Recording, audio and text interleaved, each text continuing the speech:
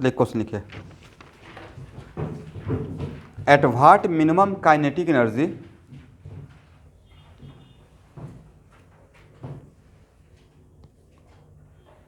at what minimum kinetic energy must a hydrogen atom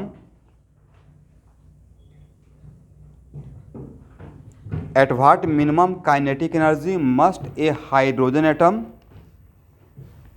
move for its inelastic collision for its elastic नहीं in लगाइए inelastic head on collision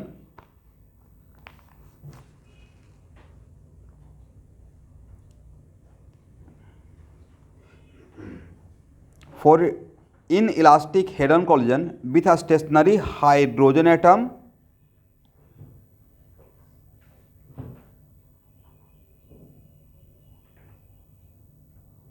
to make one of them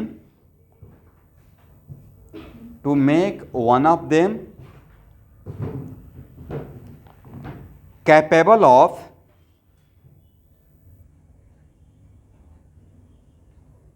emitting a photon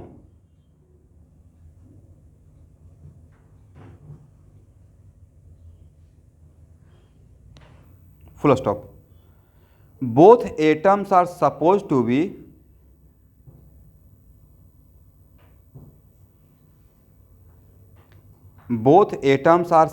to be in ground state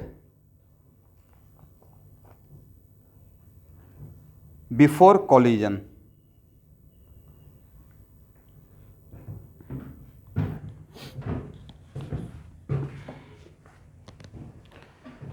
अब देखिए student, पहले इस question का बात करता हूँ, ध्यान से सुनिएगा।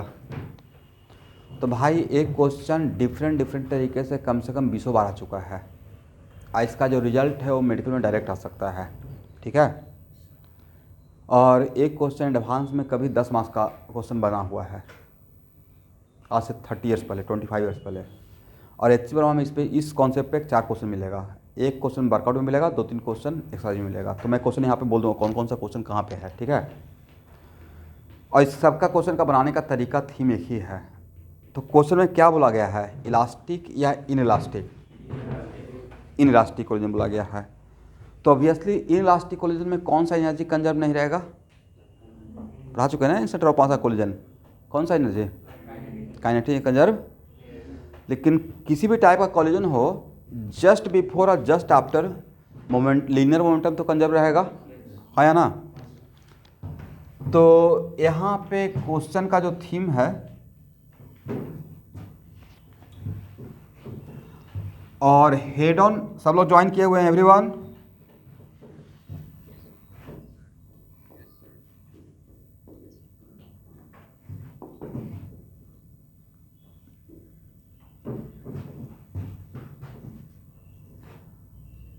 तो हेड ऑन कोलिजन के लिए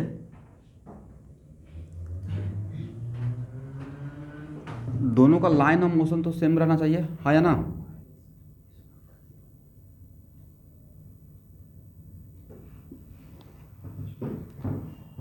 और बिफोर कोलिजन एक कौन सा स्टेट में है? ग्राउंड स्टेट में है। कौन सा स्टेट? इसलिए मैं इसका E1 और इसमें E1 लिख रहा हूँ, करेक्ट है। E1 stand for what? Ground state. और इसको अगर 2 बोलते हैं तो U2 क्या है स्टूडेंट? 0।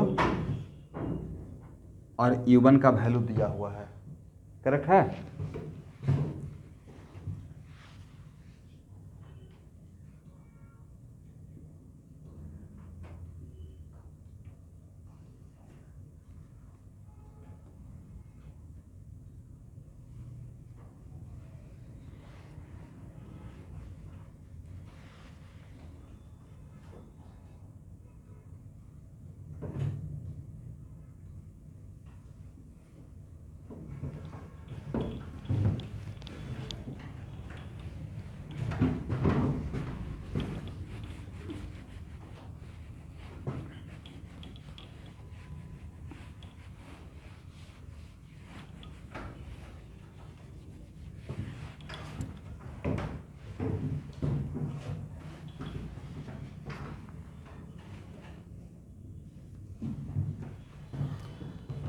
अब यहाँ देखिए स्टूडेंट, आफ्टर कोलिजन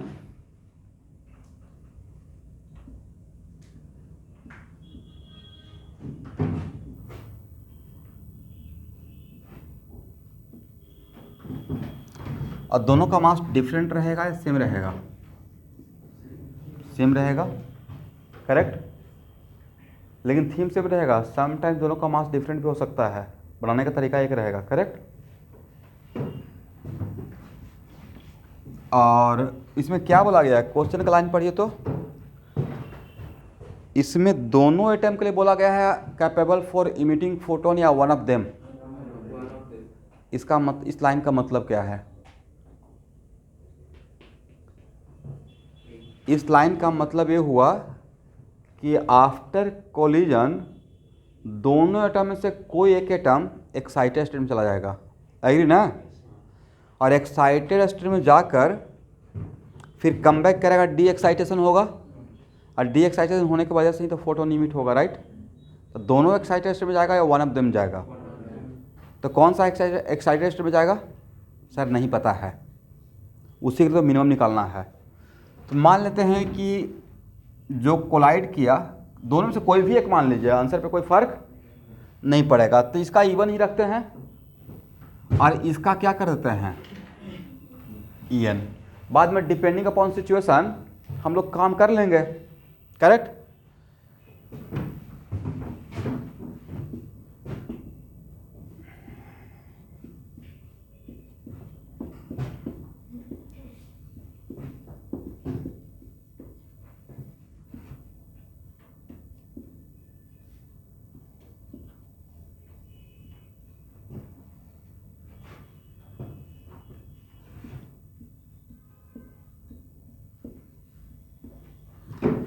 इस डायरेक्शन को क्या एक्स एक्सिस बोल सकते हैं?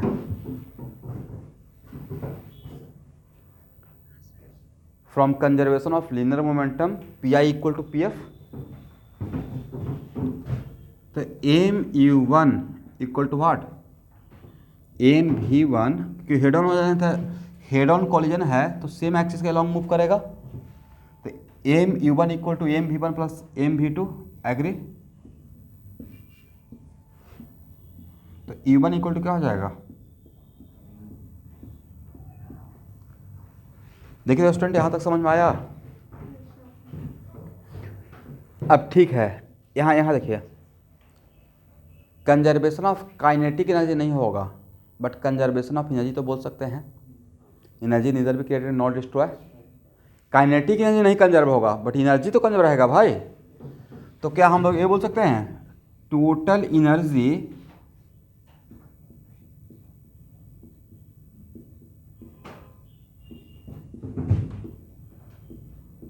Before collision must be equal to total energy after collision, agree हैं? बट एक मिनट, कॉलिजन के ड्यूरेशन में अगर वन ऑफ द एटम का स्टेट ग्राउंड स्टेट से अगर एक्साइटेड चला गया तो ऑब्वियसली एनर्जी लेकर जाएगा। कौन सा एनर्जी लेकर जाएगा भाई? तो सर जो काइनेटिक एनर्जी रहेगा, क्योंकि ई वन तो दोनों का है, और किसी ने कोई काइनेटिक एनर्जी एब्जॉर्ब कर लेगा ना, तो काइनेटिक एनर्जी थोड़ा दूसरे चीज़ों में खर्च हो गया, तो वहाँ पे ही क्लियर हो गया कोई कॉलिजन कौन सा है, इनइलास्टिक कॉलिजन। इसका मतलब है कि यहाँ पे टोटल एनर्जी में अब आपको टोटल एनर्जी में सब काउंट करना पड़ेगा, ये भी काउंट करना पड़ेगा, करेक्ट। तो ई वन अब प्लस ई वन अब plus half M U square, ये मैं टोटल एनर्जी काउंट कर लिया। उसमें सिर्फ काइनेटिक एनर्जी लिया या उसका ग्राउंड स्टेट का एनर्जी भी लिया? Must be equal to E one अब प्लस ई एन अब plus half M V one square अब plus half M V two square. यकीन मानिए यहाँ पे मैं काइनेटिक एनर्जी कंजर्व नहीं कर रहा हूँ, क्योंकि ऑब्वियसली वो कर भी नहीं सकते थे, क्योंकि पहले ही बोला गया है कि इलास्टिक कॉलिजन या इनइलास्टिक। काइनेटिक एनर्जी किसी दूसरे फॉर्म में कन्वर्ट होगा तो फिर वो इलास्टिक कॉलिजन नहीं रहा, वो कोलिजन कौन सा रहा? Inelastic collision, correct. E1 से E1 को कैंसिल कर दें, ठीक है ना? तो क्या हो जाएगा? ½ mv1 स्क्वायर ½ mv2 स्क्वायर अब -12m स्क्वायर, ठीक है ना?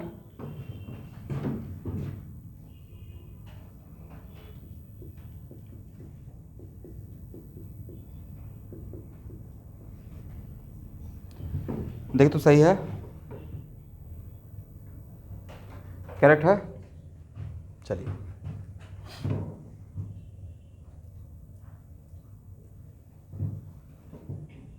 यहाँ तक आ जाइए, यहाँ तक लिखिए, फिर मैं बढ़ रहा हूँ।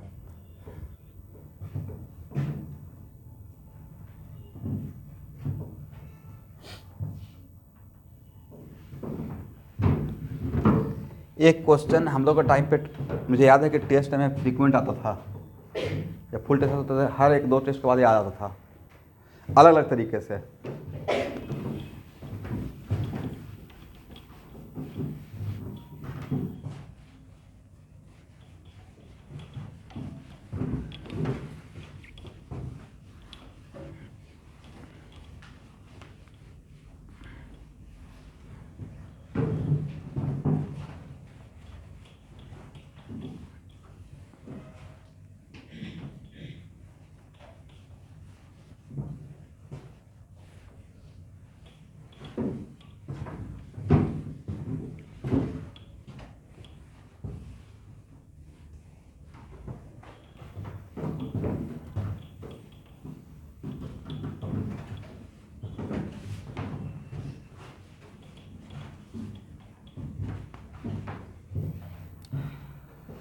चलिए हाफ एम से कैंसिल कीजिए तो हर जगह क्या हो जाएगा?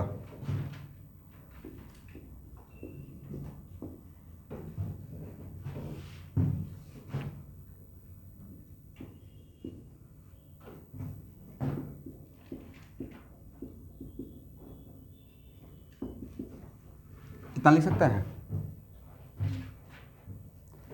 EN माइनस E1 को डेल्टा ई मान लेते हैं, राइट?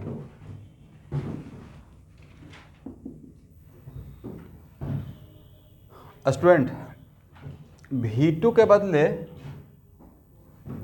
E1 मत कीजिए, हाँ E1 भी कर सकते हैं, यहाँ पे E1 ही था।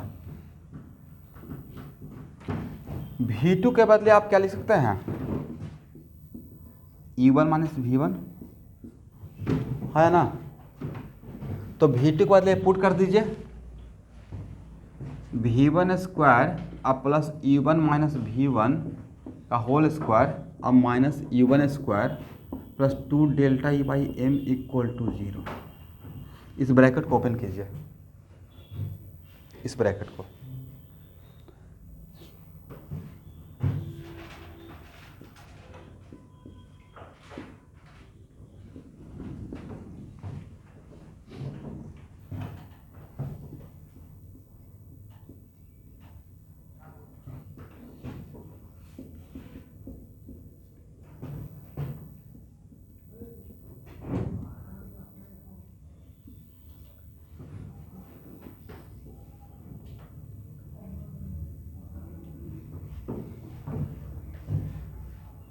यहाँ तक सही है?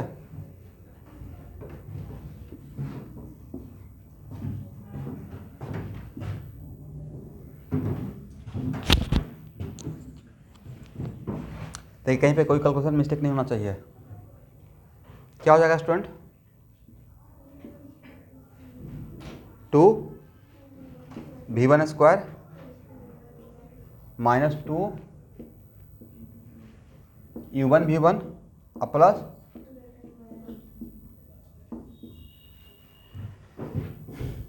यहाँ तक आ गया।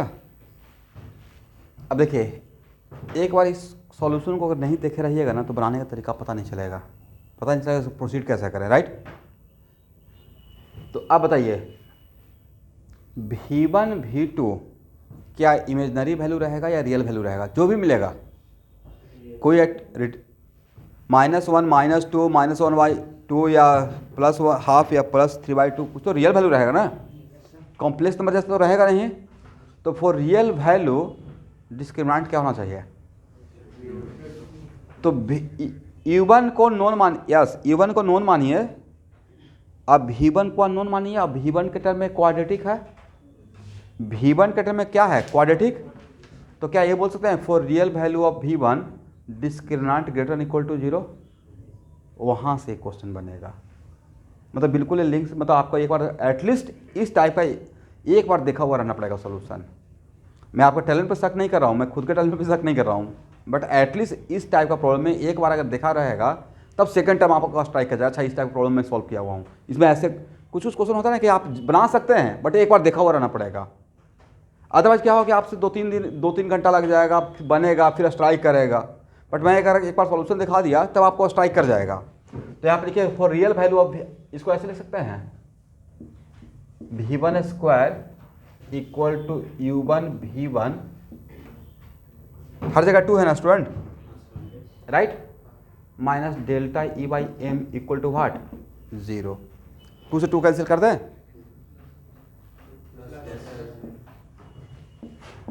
For real value of V1 discriminant should be greater than equal to 0। Agree है ना? और यहाँ पे इसको एक्स स्क्वायर के जैसा मानिए, इसको क्या मानिए? तो क्या होगा? बी स्क्वायर माइनस 4AC, क्या बोल सकते हैं? Greater than equal to 0, right. अब बी स्क्वायर के बदले क्या लिखिएगा भाई? U1 square, right. अब माइनस 4 ए के बदले क्या लिखिएगा? 1, नॉट V1, 1 ना। और सी के बदले क्या लिखिएगा? तो U square greater than equal to what? 4 delta E/m, correct. तो U1 स्क्वायर बोल सकते हैं 4 delta E/m, 4 delta E, m को इधर भेज दिए।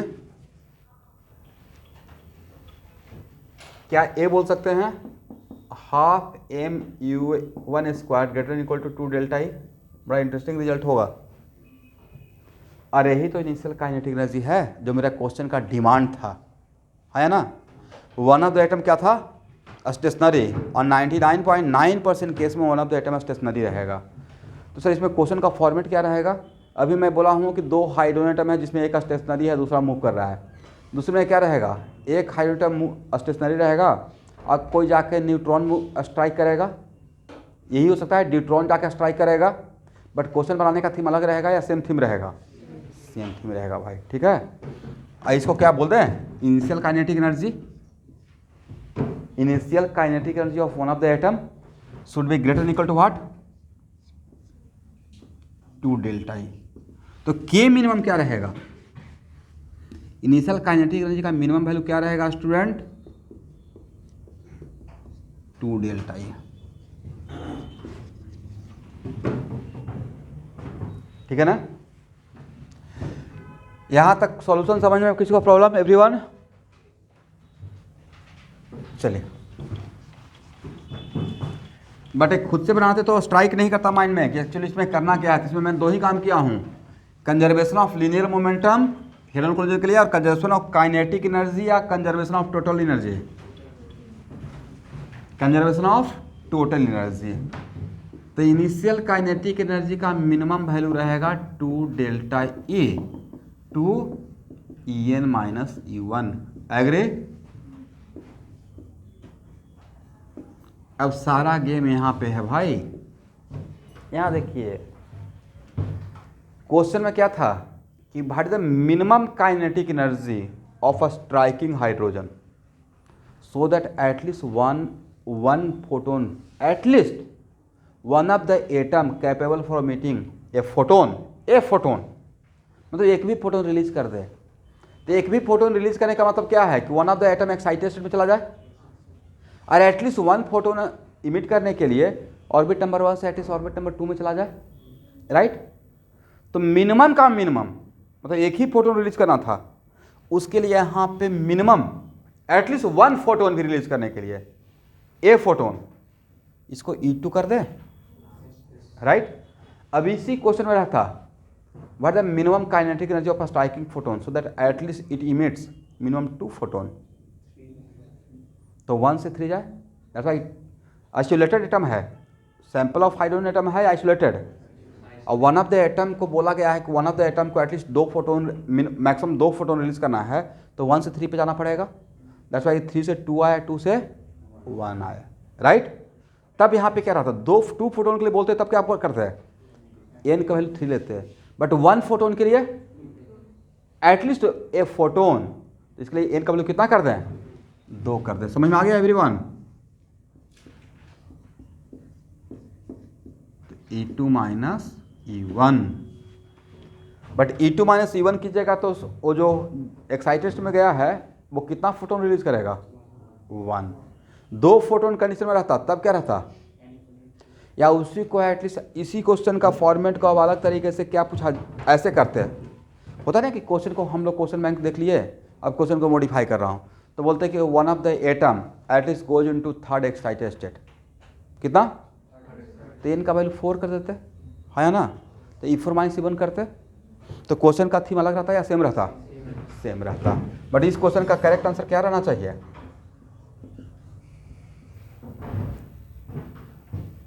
देखिए तो मैंने सही लिखा, हाइड्रोजन के लिए E2 माइनस E1 10.2 ही रहेगा ना, E2 माइनस E1, आंसर क्या रहेगा भाई, 20.4 इलेक्ट्रॉन वोल्ट।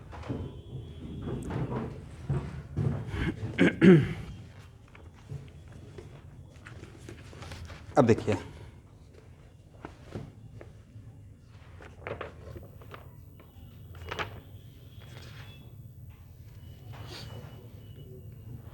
अब जो घर पे हैं, जो भी स्टूडेंट घर पे हैं, वो एच सी वर्मा का पेज नंबर 382 निकालिए तो,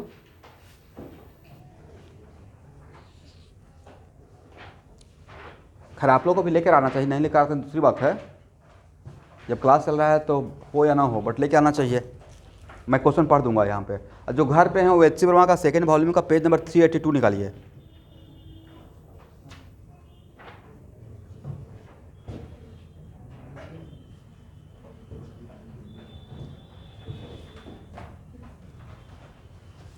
और पेज नंबर 382 का क्वेश्चन ये है, यहाँ ध्यान सुनिएगा, यहाँ देखिए, न्यूट्रॉन का मास और हाइड्रोजन एटम का मास डिफरेंट रहेगा या मोटा मोटी सेम रहेगा, क्यों सेम रहेगा, कि न्यूट्रॉन और प्रोटॉन का मास सेम मानते हैं, और प्रोटॉन के रेस्पेक्ट में इलेक्ट्रॉन का मास जो हम लोग न्यूटोनियन मैकेनिक्स में ऑलमोस्ट इग्नोर कर देते हैं, तो प्रोटॉन और न्यूट्रॉन का मास सेम हो गया, तो न्यूट्रॉन का मास और हाइड्रोजन एटम का मास क्या रहेगा, सेम रहेगा, पहला थीम। तो क्वेश्चन ए है, आप लोग क्वेश्चन पढ़ रहे हैं ना, क्वेश्चन नंबर है 17,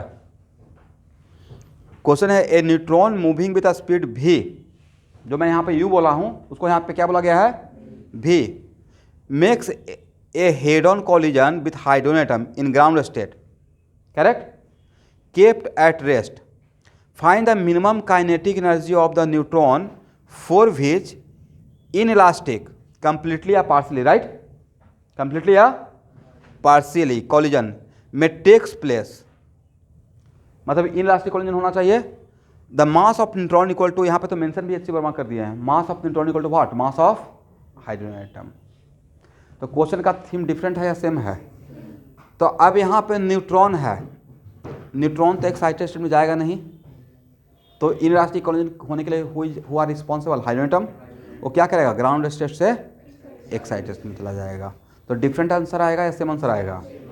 और कंप्लीटली या पार्सली के लिए मिनिमम, तो मिनिमम के लिए क्या होना चाहिए, यहाँ तो सर मिनिमम ये हो गया En 2 इंटू En माइनस 1, अब मिनिमम का भी मिनिमम क्या रहेगा, ये तो इनक्लूडिंग किए तो ये हुआ ना 2 इंटू डेल्टा ए, एन तो वेरी कर सकता है, बट मिनिमम है और मिनिमम में भी मिनिमम, तो एन इक्वल टू व्हाट, 2 रहेगा, करेक्ट। तो डिफरेंट क्वेश्चन हुआ या सेम क्वेश्चन रहा, तब तो लिख लीजिए, का क्वेश्चन नंबर कितना, एक बार देख लेना है, दोबारा बना लीजिएगा, तो बोर्ड फिल कीजिएगा लेकिन बना लेना है, ठीक है। कौन सा क्वेश्चन? वर्कआउट का क्वेश्चन नंबर 17, ठीक है। मुझे सॉल्व करना चाहिए या आप लोग सॉल्व कर लेंगे?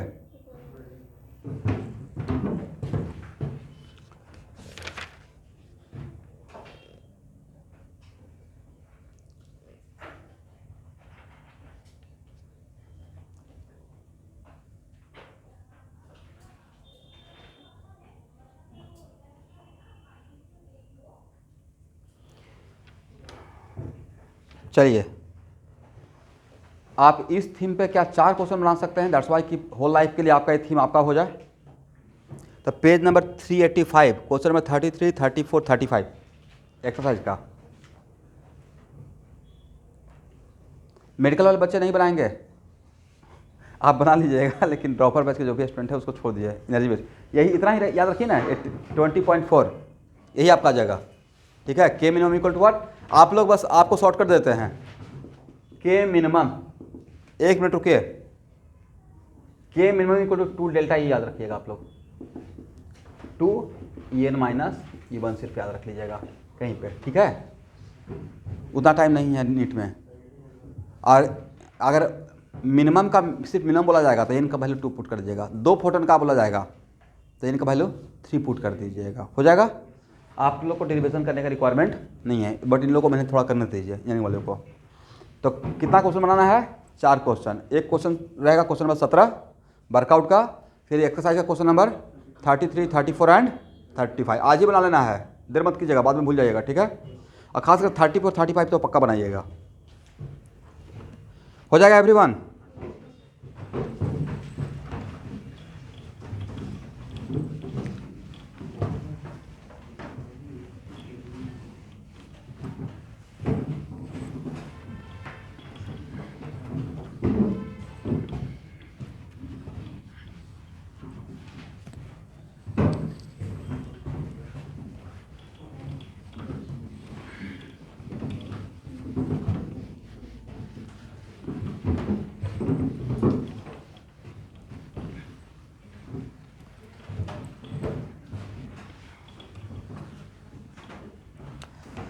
तो मेडिकल में सिर्फ क्या याद रखेंगे? K minimum equal to what? 2 delta E, और ई का मतलब EN minus E1।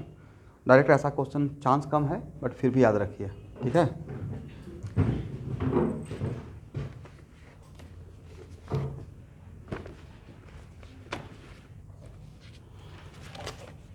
H3 Verma का वर्कआउट का last question.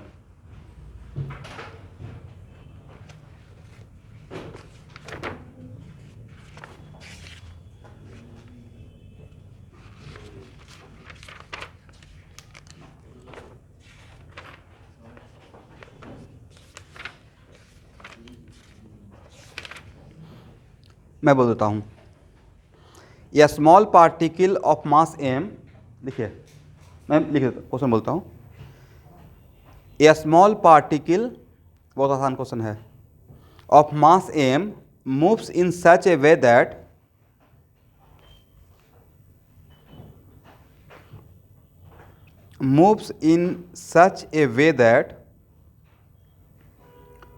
potential energy equal to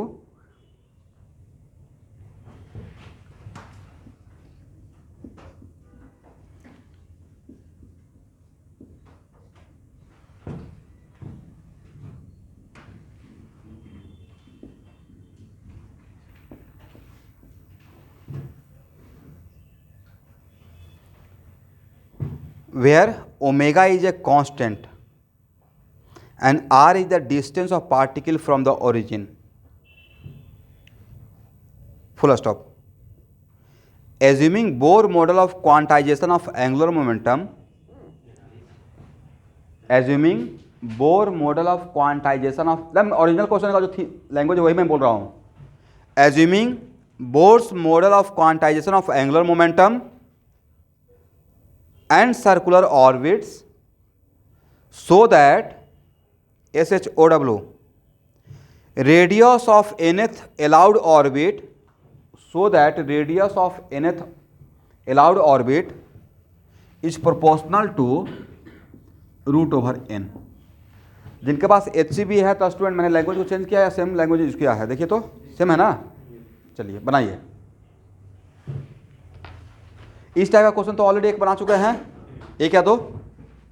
solve कीजिए।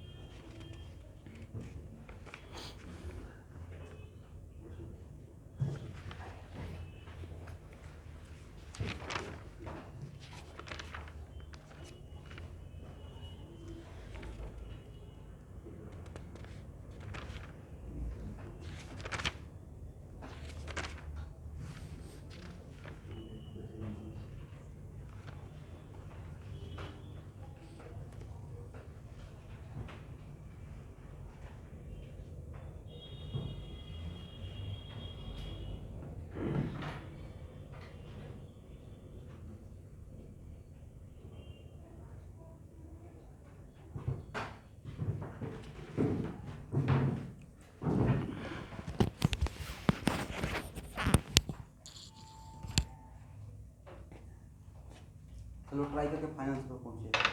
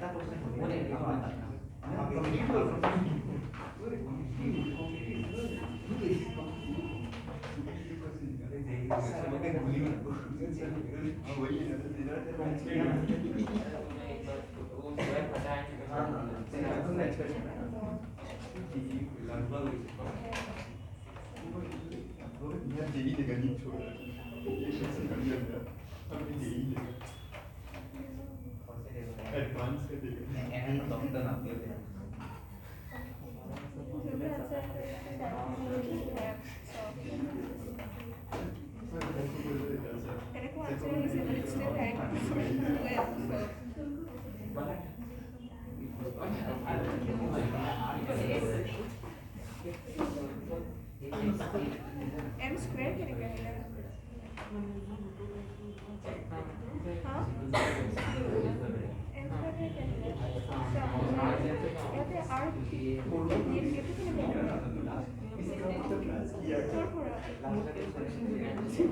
ओमेगा स्क्वायर आर अच्छा ओके दिस इज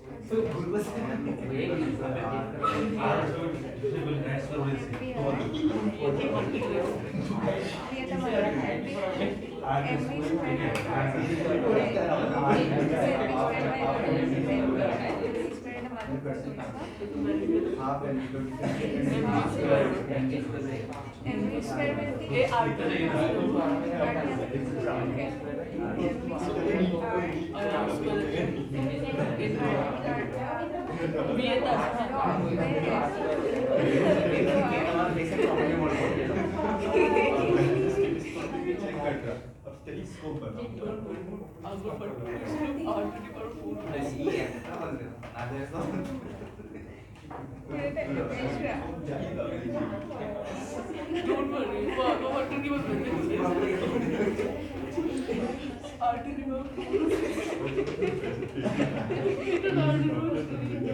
Doctor. मैं माइनस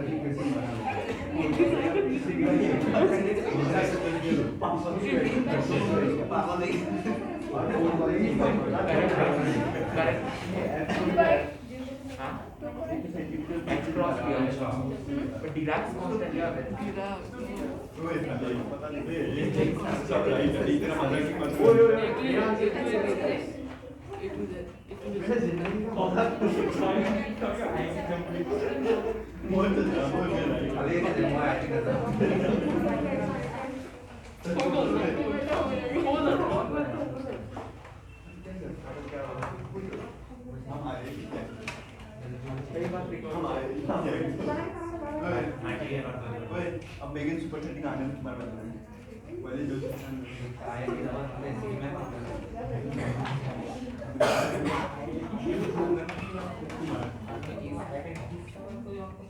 नहीं दिया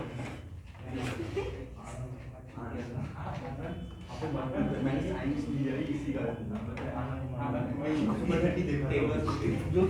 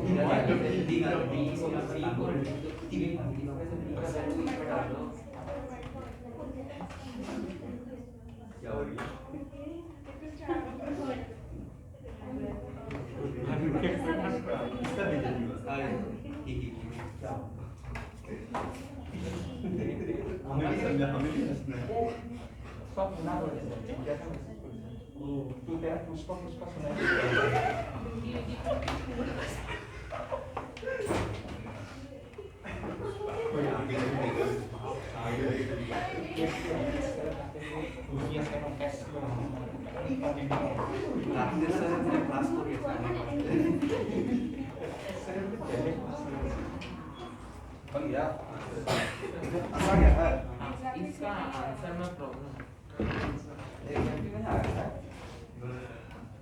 मतलब प्रूफ तो हो गया है बट इसका आंसर जो दिया है वो थोड़ा गलत है।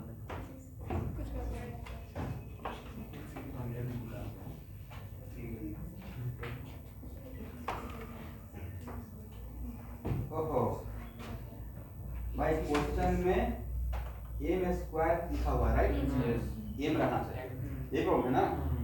क्वेश्चन का थोड़ा सा मिस्टेक है, एम कर लीजिए। आंसर सही है, एम स्क्वायर करने से आंसर आता है या एम करने से? दोनों तो का ऐसे है। आता है एकदम मेन एन के आंसर टर्म में एन के टर्म में करेक्ट आता है।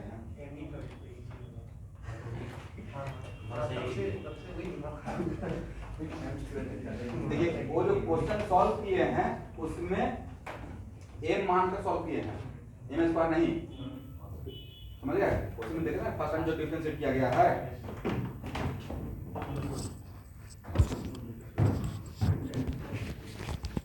अब इसमें ये मत सोचिएगा हाँ एचसी वर्मा गलत कर दिए।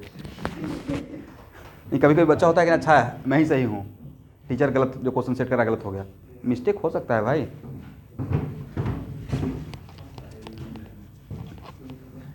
एक काम करते हैं, देखिए एक मिनट मुझे भी बोलने दीजिए। Actually v equal to R omega, ये मुझे यहाँ से ही पता चल गया था कि यहाँ पे ए भी हाफ एम वी स्क्वायर ए में रहना चाहिए। v equal to what R omega. Solution एक बार कर लेते हैं स्टूडेंट। हाँ बोलिए तो स्टूडेंट, आप क्या बोल रहे थे? हाँ बिल्कुल बिल्कुल बिल्कुल, आप प्रेस वाला को भी नहीं कर सकते हैं, इतना टाइप करने में हो सकता है। थोड़ा बड़ा दिल रखना पड़ेगा। ठीक है, तो U equal to what half M omega square R square. इसलिए मैं बोलता हूँ कि हम लोग भी तो टाइप करते हैं ना भाई। तो मेरा भी जैसे इतना यूट्यूब पे वीडियो चलता रहता है, आप जो टाइप करके लिख रहे हैं, कभी कभी कीटोन भी हो सकता है स्पेलिंग में। अब उसके लिए ऐसा थोड़ा है कि मैं कीटोन नहीं पढ़ाना जानता हूँ, राइट? मैं तो उसको अपलोड कर नहीं रहा हूँ, या कोई भी जो करते हैं अब टाइप कर रहा है आजकल तो स्क्रीन टच है या कुछ भी है, तो ABCD का थोड़ा फर्क हो सकता है। चलिए, नहीं इस पर एक बार मेरा एक टीचर मजाक उड़ाए हैं और मैं उसका एंजॉय करता हूँ, मुझे प्रॉब्लम नहीं होती है। कि स्कूल के टीचर पूछा है यहाँ के कोई स्टूडेंट मेरा पढ़ रहा था, बड़ा इंटरेस्टिंग इवेंट था 2011 का। कहाँ पढ़ते हो? कैटलिस्ट में। कैटलिस्ट का क्या रोल होता है? वो फिजिक्स के टीचर थे और साइंस के टीचर हैं, तो मतलब बिना जाने हुए किसी चीज़ का मजाक नहीं उड़ाना चाहिए। तो कैटलिस्ट का काम होता है एक्टिविटी कम करना, तो जब कम ही करता है तो वहाँ पे क्यों पढ़ते हो? राइट? या फिर यहाँ क्या बात है? ठीक है, स्कूल का नाम नहीं लूँगा। तो एक्टिवेशन कम करना तो अच्छा बात हो गया ना, रेट कौन से ज़्यादा हो जाएगा। तो मजाक उड़ाता है कि अब बच्चा बेचारा हंस रहा है उन्हीं पे, बता नहीं रहा कि मैं आप पे हंस रहा हूँ।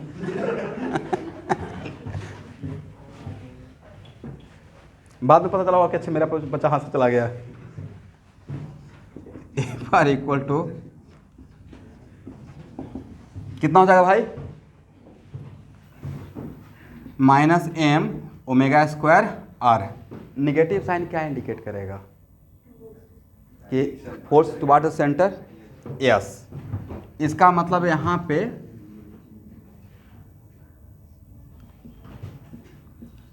ये निगेटिव साइन इंडिकेट कर रहा है कि मेरा रेडियल फोर्स का रेडियल कंपोनेंट निगेटिव है, मतलब force toward away from the center है या टुवर्ड द सेंटर है। तो क्या F C equal to M we square by R कर दिया जाए? M we square by R, और ये कितना? M omega square R equal to M we square by R. और आप चाहेंगे तो इसको आप ए भी लिख सकते हैं, है या ना? M omega square are.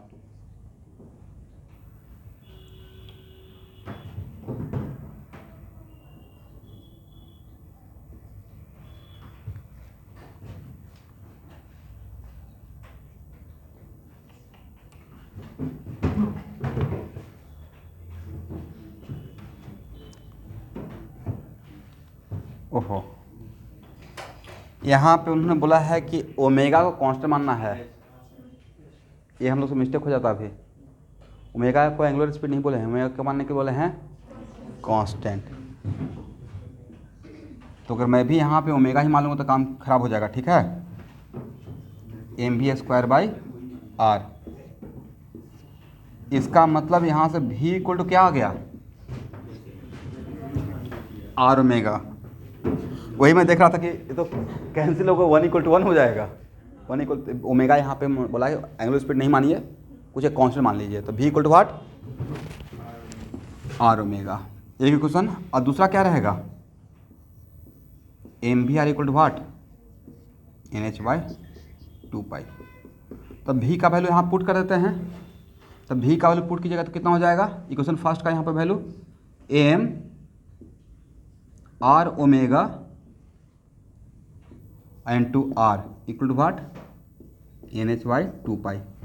Then R equal to क्या हो जाएगा एवरीवन,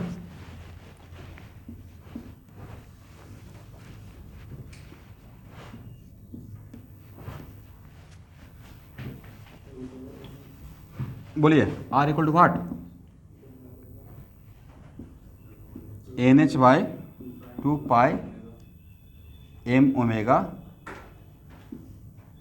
रूट ओवर। नहीं, यहाँ से प्रूफ हो गया, R directly proportional to root over N. ये तो प्रूफ करना था। तो इस टाइप का क्वेश्चन तो हम लोग मैग्नेटिक फील्ड वगैरह बहुत अलग अलग तरीके से मिक्स करके कर चुके हैं। चलिए,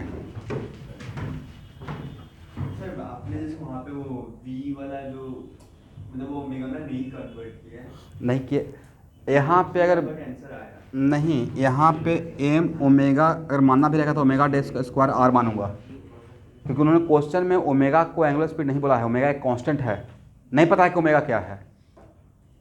तो अगर ओमेगा डैश, अगर यहाँ पे भी इक्वल टू आर ओमेगा भी करेंगे तो आर ओमेगा डैश मैं मानूंगा। दोनों ओमेगा को मुझे नहीं पता है कि जो दिया हुआ था वो ओमेगा एंगुलर स्पीड ही है। तो इनडायरेक्टली यहाँ प्रूफ कर दिए कि भी इक्वल टू आर ओमेगा भी होता है। उन्होंने क्या प्रूफ कर दिया indirectly, V equal to what, R omega. Correct है। और अगर आप मानना भी चाहते हैं तो यहाँ पे मानिएगा, ओमेगा डैश मानिएगा, अदरवाइज क्या हुआ, कैंसिल आउट हो जाएगा ना भाई। तो 1 = 1 हो जाएगा, फायदा क्या हुआ। करेक्ट। अब इसी में सिर्फ मैं आर निकाला हूं, क्या टोटल एनर्जी निकल जाएगा, पोटेंशियल एनर्जी पता है, तो यहाँ से भी का एक्सप्रेशन भी तो निकल जाएगा, V equal to what, R omega. आर का वैल्यू वहाँ ले जाकर पुट कर देंगे, फिर काइनेटिक एनर्जी निकल जाएगा। अब potential energy plus kinetic energy equal to what, total energy.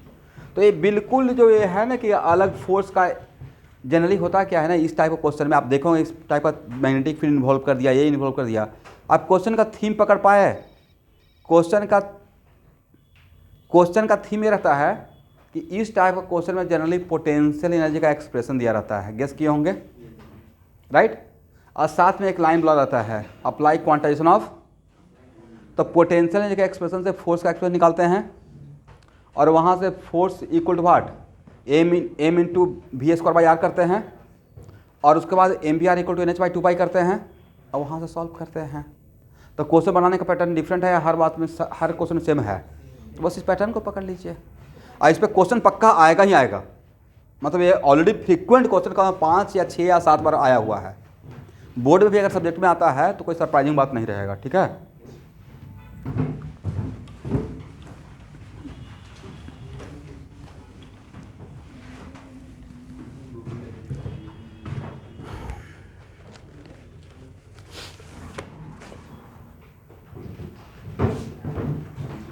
एक क्वेश्चन लिखिए स्टूडेंट, बढ़िया क्वेश्चन दे रहा हूँ।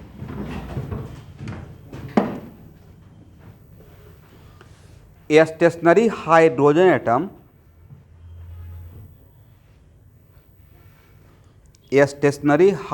atom, emits a photon, इस पे एक स्टार लगा दीजिए, 3 स्टार लगा दीजिए, बढ़िया क्वेश्चन है। A stationary hydrogen atom emits a photon corresponding to first line of Lyman series, corresponding to first line of Lyman series. A stationary रुका हुआ hydrogen atom, a stationary initially क्या था, रुका हुआ था। A stationary hydrogen atom emits a photon corresponding to the first line of Lyman series.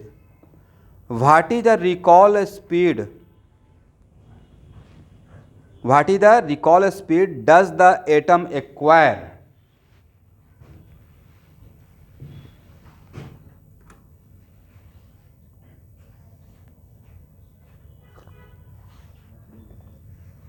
बनाइए, question समझ में आया? रिकॉल स्पीड नहीं समझते हैं? यहाँ देखिए, यहाँ देखिए, मोबाइल को साइड में कर दीजिए पहले, तब दिमाग ज़्यादा काम करेगा। रिकॉल स्पीड का मतलब ये हुआ कि आप अगर किसी भी बंदूक से, गन से अगर फायर करते हैं तो आपको कोई रिकॉल स्पीड का झटका लगेगा, नहीं लगेगा? That is recall speed. तो कोई भी हाइड्रोजन एटम अगर एक फोटोन रिलीज करेगा तो उसकी वजह से रिकॉल स्पीड का कॉन्सेप्ट आया, करेक्ट? तो वो रिकॉल स्पीड एटम का निकालना। इस पर कम से कम 10 क्वेश्चन है बोर मॉडल में, इस प्रोग्राम में। पहले सोचिए ना, आप पहले एक स्फीयर तो बनाइए, एटम तो बनाइए।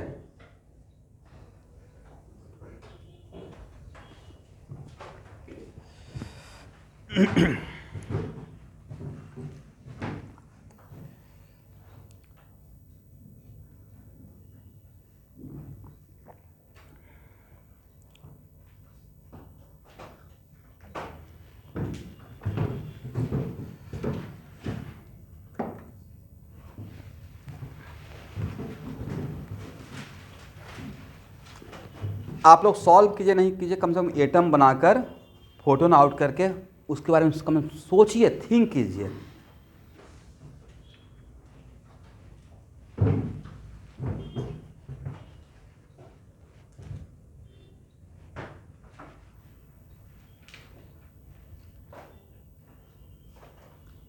फिर ये दिमाग दौड़ाइए कि ऐसा कॉलेजन में सर इस टाइप का क्वेश्चन कराए हैं, नहीं कराए हैं। ऐसा कुछ क्वेश्चन कॉलेज में कराए थे कि एक पार्टिकल है जिसका मास m है, ड्यू टू इंटरनल इनस्टेबिलिटी वो एक्सप्लोड किया, 2 पार्टिकल में फ्रैगमेंट हो गया, तो वहाँ पे कुछ कंजर्वेशन करते थे, तो उस पर दिमाग दौड़ाइए।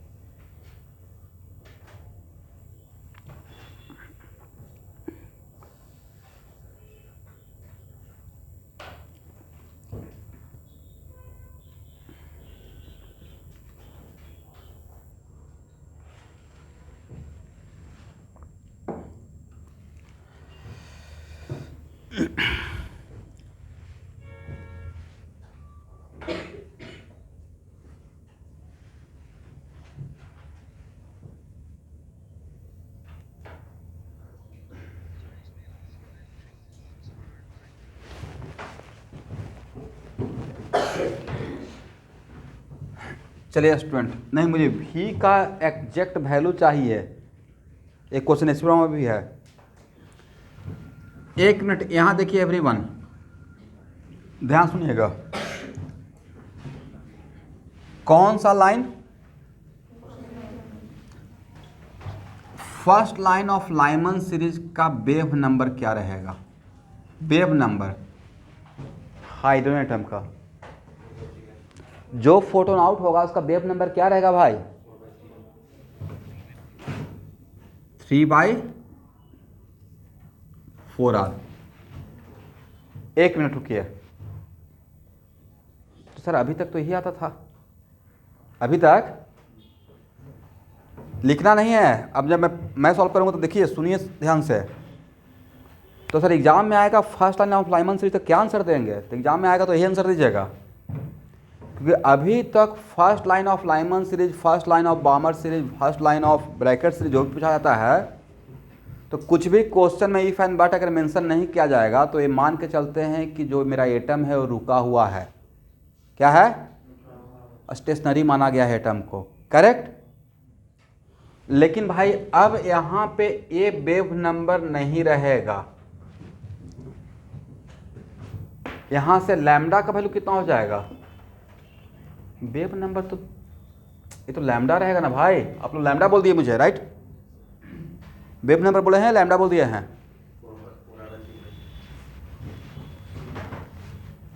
लैम्डा बोले तो लैम्डा क्या रहेगा? 3r/4।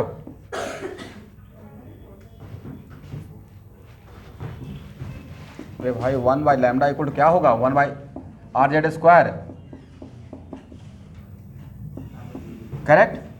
r 3/4, then lambda equal to what? 4/। तो अगर एग्जाम में first line of Lyman series बोला जाएगा तो आप यही आंसर लगा के आइएगा। बट जो क्वेश्चन का कंडीशन है, उस क्वेश्चन में ए लैम्डा आउट नहीं होगा स्टूडेंट। आई किसका लैम्डा है? इमिटेड फोटोन का, राइट? अब जो मेरा क्वेश्चन का कंडीशन है उसमें लैम्डा डैश आउट होगा और इस लैम्डा से बड़ा रहेगा, 4/3r से बड़ा रहेगा। बोलिए सर क्यों? राइट? आंसर तो यही आना चाहिए। तो अभी तक जितना first line of Lyman series, first line of बामर series में, तो उसमें ये चीज़ मेंशन नहीं किया था, लेकिन उसमें डिफ़ॉल्ट में हम लोग सपोज करके चलते हैं कि जिस हाइड्रोजन एटम से वो फोटोन आउट हो रहा है वो एटम मेरा रेस्ट में है।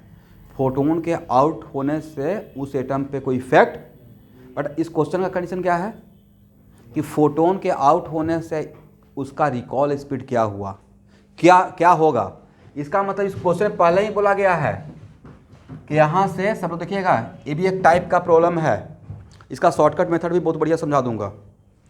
तो एक्चुअल में यहाँ से अगर एक फोटोन आउट होता है, एक फोटोन आउट हो रहा है, तो बिफोर इमिटिंग, इस डायरेक्शन को एक्स एक्सिस मान लें for problem solving purpose, the before emitting इस सिस्टम का, ये मेरा सिस्टम है, जब तक इसमें से फोटोन आउट नहीं हुआ है, और ये सिस्टम किस में है?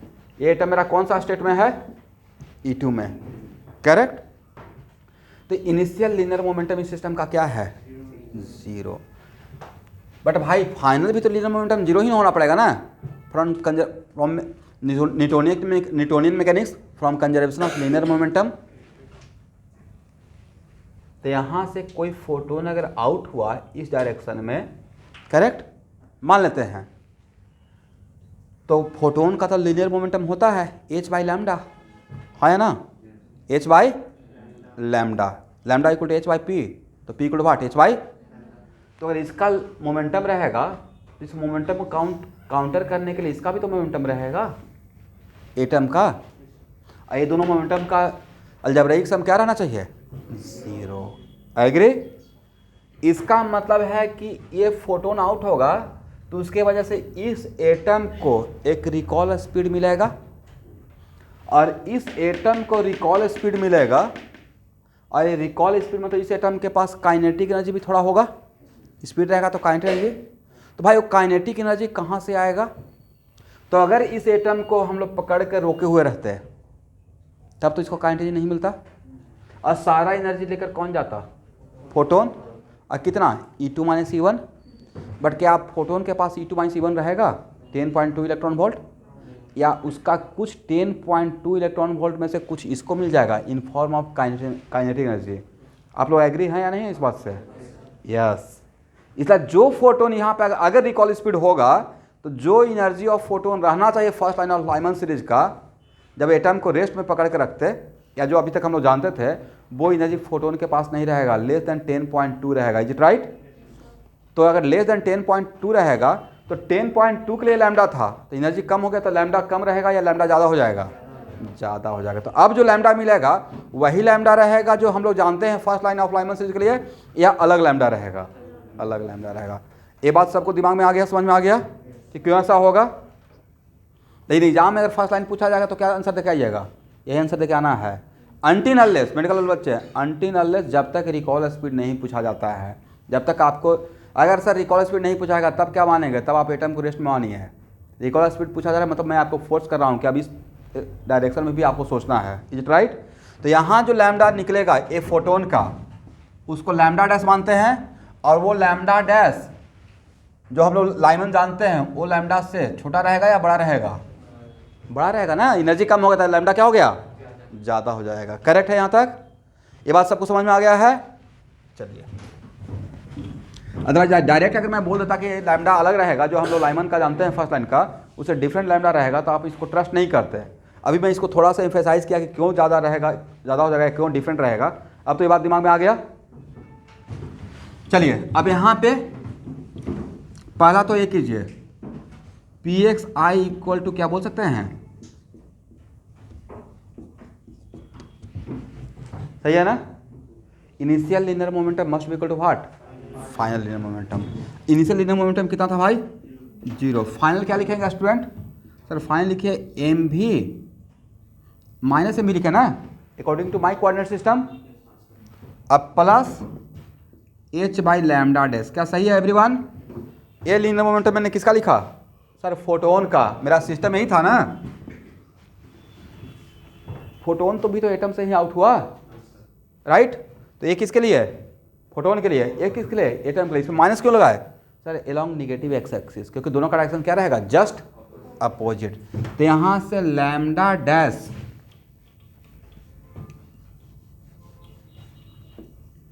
तो M V equal to what, H by lambda dash.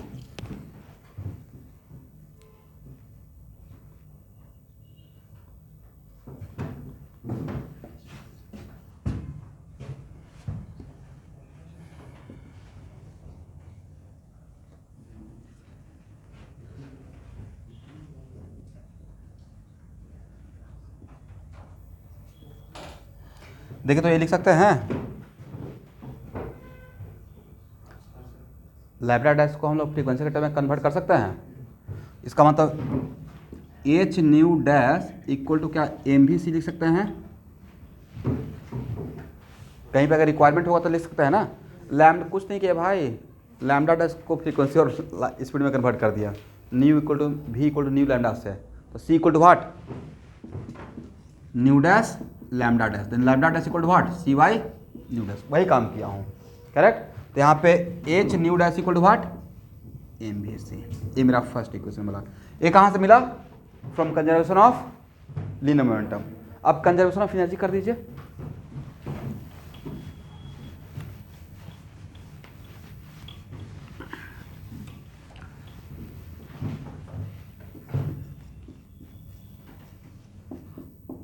Conservation of energy तो क्या है बोल सकते हैं, E2 इक्वल टू, E2 कौन सा, before emitting the photon, right. उसका एनर्जी स्टेट ले रहे हैं, क्योंकि उसी एनर्जी स्टेट से चेंज होने से मेरा ये सब इवेंट हो रहा है। तो E2 इक्वल टू E1 अब plus half M we square अब प्लस एच न्यू डैश। अगर मैं सही हूं तो बोलिए, सही है। E2 इलेक्ट्रॉन तो कहाँ आ गया, E2 से E1 पे, तो अब हाइड्रोजन एटम का हम लोग स्टेट, एनर्जी स्टेट भी काउंट करना पड़ेगा यहाँ पे। उसी एनर्जी स्टेट को चेंज होने से सब सारा काम हो रहा है, राइट। तो E2 equal to E1 plus half M we square plus H nu dash. Agree. क्या h nu dash equal to M v से लिख सकते हैं। तो E2 इक्वल टू E1 अब plus half M V S को ध्यान से देखते रहिएगा, नहीं तो क्वेश्चन ऊपर ऊपर निकल जाएगा, एम वी से। एग्री। तो half M we square plus M v c अब प्लस, अगर सही है तो बोलिए। इतना टाइम लगेगा हाँ बोलने में, एक लाइन का इधर लेके चले गए, राइट। माइनस ले लिए, E2 माइनस क्या हो गया, E1 हो गया। तो V square equal V square m/2 से सब जगह डिवाइड कीजिए, कितना हो जाएगा,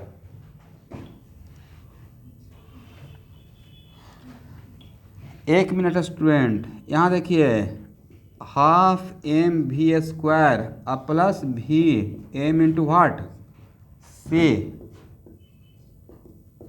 डेल्टा ई का वैल्यू आपके हाथ में है, बोलिए हाँ, 10.2। और अगर आप काम यहाँ देखिए भाई, अगर आप काम एसआई सिस्टम में करना चाहते हैं तो डेल्टा ई का वैल्यू कितना लीजिएगा, 10.2 इलेक्ट्रॉन वोल्ट या जूल में कन्वर्ट कर लेंगे। But what the value of m? Sir mass of hydrogen atom, mass of hydrogen एकदम मोल कॉन्सेप्ट में पहला क्लास में ही बोले थे। इलेक्ट्रॉनिक कॉन्फ़िगरेशन का एटॉमिक से पहला क्लास में मास ऑफ हाइड्रोजन एटम 1 m होता है, और 1 m का वैल्यू आपको नहीं पता है 1/na ग्राम, तो केजी में नहीं कन्वर्ट कर लेंगे भाई। 1 हाइड्रोजन एटम का मास 1 प्रोटॉन का मास के बराबर होता है, 1 प्रोटॉन का मास 1 m होता है, राइट। इसके लिए किसी का वेट करने का रिक्वायरमेंट नहीं है।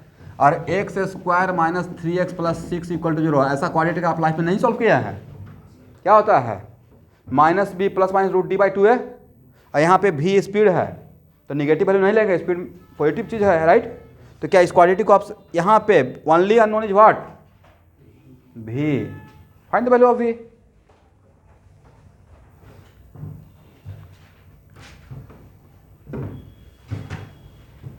और इस क्वेश्चन का कैलकुलेशन आज करके यहाँ पे 2 मिनट का टाइम देता हूँ।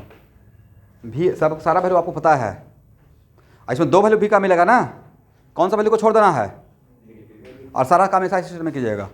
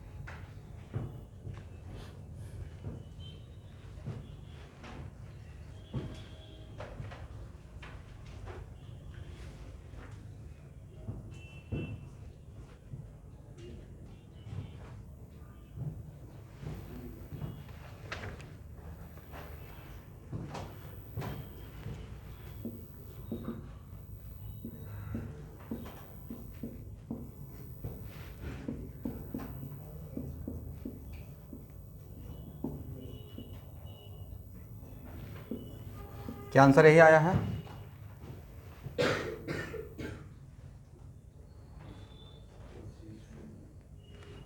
ठीक है भाई, इस क्वाड्रेटिक को सॉल्व कीजिए तो यही आएगा ना। अब यहाँ पे माइनस तो लेंगे नहीं, तो सिर्फ क्या लेना पड़ेगा प्लस, तो v = -2c + 4c² + 8 ΔE/m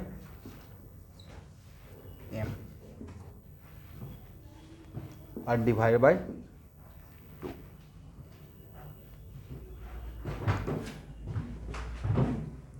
calculate करके बस बता दीजिए वैल्यू।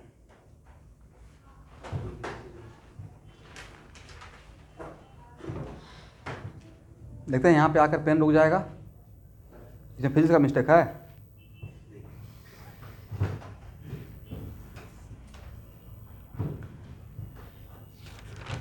और ये भी लग सकता है नहीं, मैं स्टूडेंट को बताता हूँ कहाँ क्या प्रॉब्लम है। इसलिए लग सकता है नहीं सर आप तो खुद के टाइम पे किए नहीं होंगे, हम लोग से कैलकुलेशन करवाते रहते हैं। यहाँ देखिए नहीं किया हुआ है। आई भी लिखा हुआ है कि इस थीम पे क्वेश्चन नंबर शायद 46 है। इस में ये मेरा मॉडर्न फिजिक्स कॉपी है। पेज बच गया तो बच गया। और स्टूडेंट क्या करते हैं, एक ही कॉपी में सारा खिचड़ी कर देते हैं। कैलकुलेशन किया हुआ है ना, लास्ट में वैल्यू लिखा हुआ है, तो मैं हम लोग भी अपने टाइम पे कैलकुलेशन करते होंगे। कीजिए कैलकुलेशन फिर।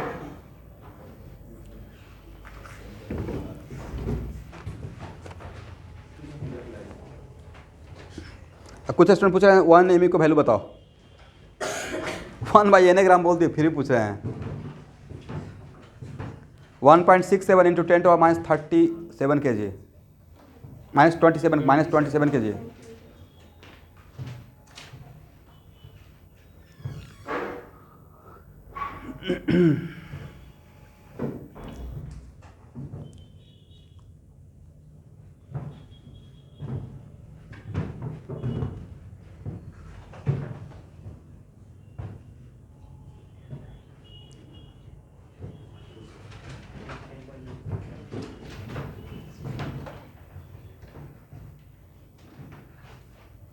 बहुत बड़ा कैलकुलेशन है, लिख लीजिए घर पे एक बार, लेकिन क्रॉस चेक पक्का कीजिएगा, ठीक है। इसका आंसर है 3.3 मीटर पर सेकेंड।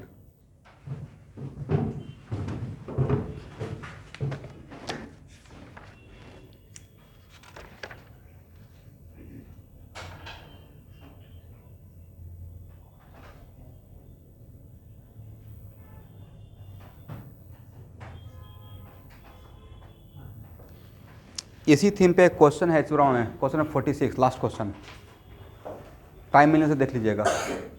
इसी थीम पे एक क्वेश्चन है एक्सरसाइज में, क्वेश्चन नंबर 46।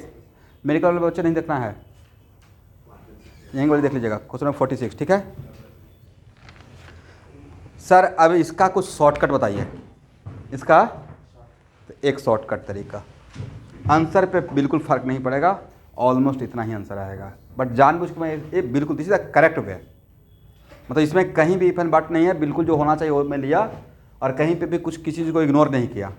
शॉर्टकट एक तरीका है स्टूडेंट, मेडिकल वाले के लिए काम आ सकता है, हालांकि इतना तो पूछना नहीं चाहिए। शॉर्टकट तरीका ये है कि फोटोन के रेस्पेक्ट में हाइड्रोजन का मास तो बहुत बड़ा रहेगा, तो हाइड्रोजन का मास बहुत बड़ा रहेगा तो उसका स्पीड बहुत कम रहेगा, इसलिए हाफ mv² को आप इसके रेस्पेक्ट में इग्नोर कर सकते हैं।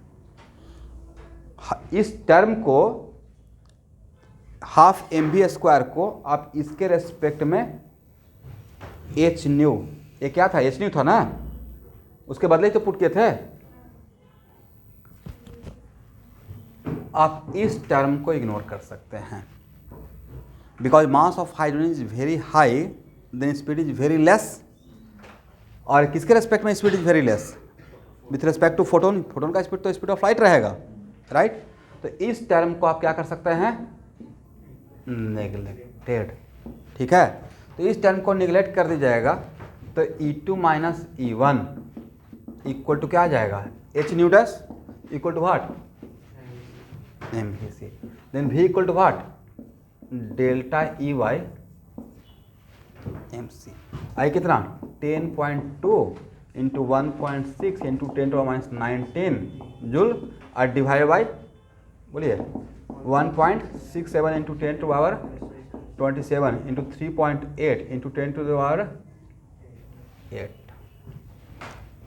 आप कैलकुलेट तो करके तो देख सकते हैं कितना आता है, देखिए तो। एक मिनट, हाँ बोलिए। इसको तो कैलकुलेट कर सकते हैं भाई, हाँ बोलिए।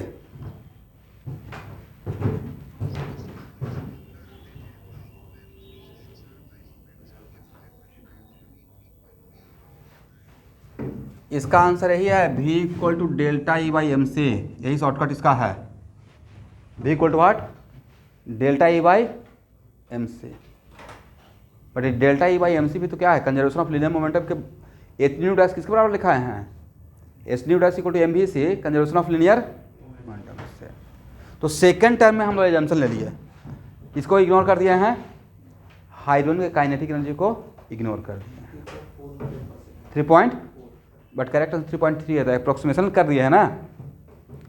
तो शॉर्टकट अब एग्जाम में तो बना सकते हैं, इससे क्या करना है, तो शॉर्टकट सर फार्मूला ये हो गया, v equal to what, delta E by M C. अब यहाँ पे फर्स्ट लाइन था, सेकेंड लाइन रहता तो क्या रहता, मतलब मेन यहाँ पे जो भी डेल्टा ई रहेगा, ये तो जनरलाइज बात हो गई ना, डेल्टा ए फर्स्ट लाइन हो, सेकंड लाइन हो, थर्ड लाइन हो, या बामर का फर्स्ट लाइन हो, उससे मुझे मतलब जिसका भी लाइन रहेगा उसका एनर्जी का गैप और divide by what, M C, वही क्या रहेगा, रिकॉल स्पीड। तो ये शॉर्टकट इस शॉर्ट नोट्स में रख लीजिएगा, जेई मेन के लिए। टाइम नहीं रहेगा तो इतना सॉल्व करने का रिक्वायरमेंट नहीं है, तो प्रॉब्लम बनाने से ही सब सीखिएगा कहाँ पे शॉर्टकट चल सकते हैं। सही से करते हैं तो 3.3 आता, थोड़ा गलत किया तो क्या आ गया, 3.4 आ गया, फर्क इतना ही है।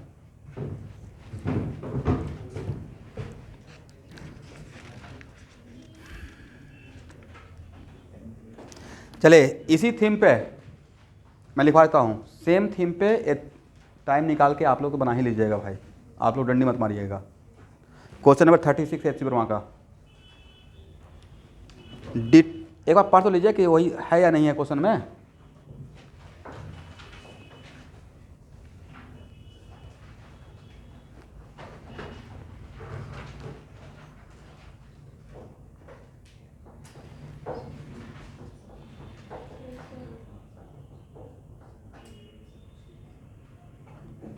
है ना, क्वेश्चन नंबर 36 एक बार देख लीजिएगा, क्वेश्चन नंबर 37 भी देख लीजिएगा।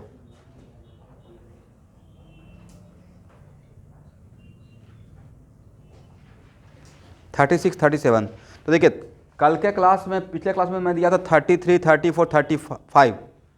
आप लोग में से कुछ लोग बनाए हैं इसको,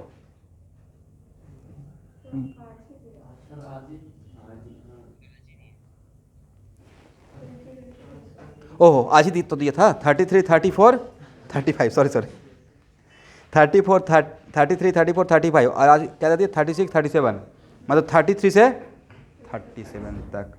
जब भी टाइम मिलेगा बना लीजिएगा, बढ़िया क्वेश्चन है, मतलब एक सूजी के पूरा चैप्टर का हाईलाइटेड प्रॉब्लम है। अब मेडिकल वाले को इतना एफर्ट लगाने का रिक्वायरमेंट नहीं है, बना लेते हैं, वो आपका इंटरेस्ट है।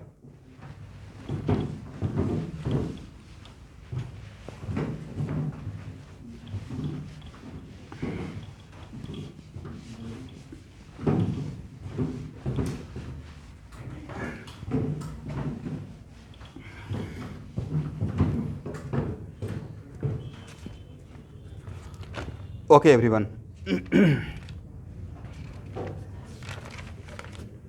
ध्यान सुनिएगा। तो बोर मॉडल में अभी तक आपने जितना भी फार्मूला डिराइव किया है उसमें न्यूक्लियस को क्या मान के किए हैं, हाइड्रोजन के न्यूक्लियस को रेस्ट में माने हैं। इसका मतलब है कि हाइड्रोजन के न्यूक्लियस को इलेक्ट्रॉन के रेस्पेक्ट में इनफाइनाइट मास माने हैं। एक्चुअली हो क्या रहा था, एक खाली हेडिंग बना दीजिए, थोड़ा इंट्रोडक्शन देकर एक क्लास और लूँगा बोर मॉडल का, वो लास्ट क्लास रहेगा।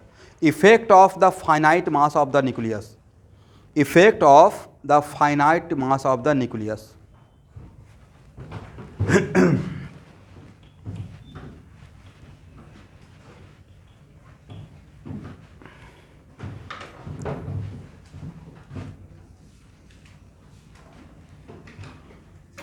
ये है भाई मेरा न्यूक्लियस, और हम लोग जो भी क्वेश्चन कर रहे थे यहाँ देखिएगा, तो ये क्या था F1, तो F1 क्या है, force of on electron due to nucleus. तो भाई न्यूटन्स थर्ड लॉ से ये भी तो होना चाहिए था, F2 क्या है, force on nucleus due two electron, हाँ या ना। बट क्या न्यूक्लियस के मोशन को हम लोग कंसीडर किए थे डेरिवेशन में, तो जब एक न्यूक्लियस के मोशन को कंसीडर नहीं किए, करेक्ट, इसका मतलब न्यूक्लियस को रेस्ट में मान के काम किए हैं, तो जो भी ये भी अगर ऑब्जेक्टिव आ जाएगा कि जितना भी फार्मूला हम लोग अभी तक डिराइव किए आर का या जिसका भी या टोटल एनर्जी का, उसमें न्यूक्लियस को क्या माने हैं, इनफाइनाइट मास का क्या माने हैं, इसका मतलब न्यूक्लियस को इनर्शियल फ्रेम ऑफ रेफरेंस माने हुए थे। बट अगर न्यूक्लियस को हेडिंग क्या बनाए हैं, अगर फाइनाइट मास मानेंगे तो इलेक्ट्रॉन का तो एक्सेशन रहेगा टुवार्ड द न्यूक्लियस, तो न्यूक्लियस का भी तो एक्सेशन रहेगा टुवार्ड द इलेक्ट्रॉन, अगर फाइनाइट मास मानते हैं तो उस केस में क्या एक्सप्रेशन वही रहेगा या एक्सप्रेशन में फ़र्क पड़ जाएगा। तो एक्चुअल में जो रेडबर कांस्टेंट आपको दिए हैं, उस रेडबर कांस्टेंट का वैल्यू कितना है, 1.097 इंटू 10⁻⁷ मीटर इनवर्स। उसको कहीं कहीं पे आर इन्फिनिटी भी लिखा रहता है,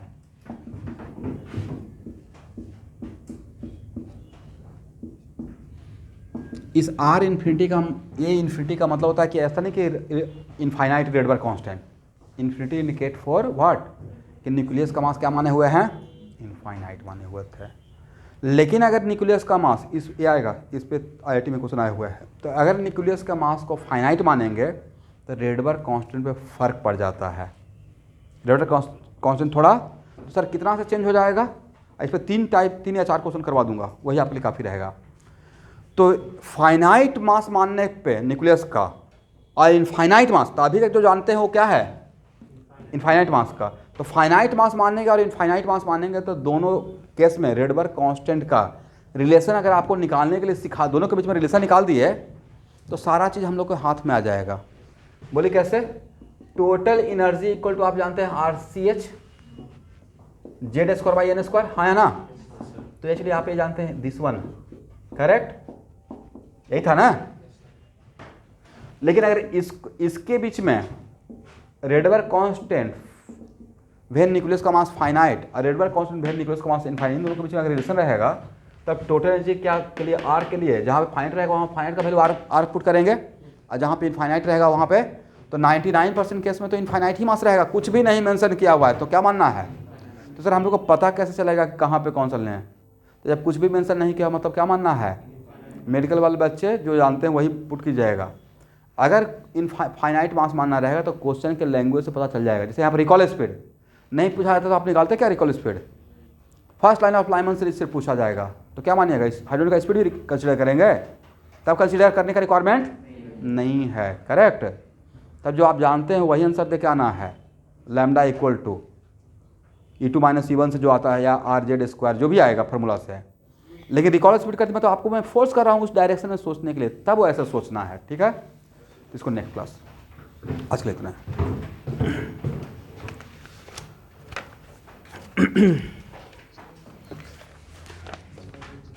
हाँ आज देंगे स्टूडेंट, अभी जस्ट जाके मैं वही काम करता हूँ, ठीक है। लेकिन आज कोऑर्डिनेशन कंपाउंड स्टार्ट करूँगा, और आज क्लास जहाँ से भी स्टार्ट करना है इंट्रोडक्शन क्लास से, और उसके बाद मैं बोलूँगा कहाँ तक खुद से लिखना है।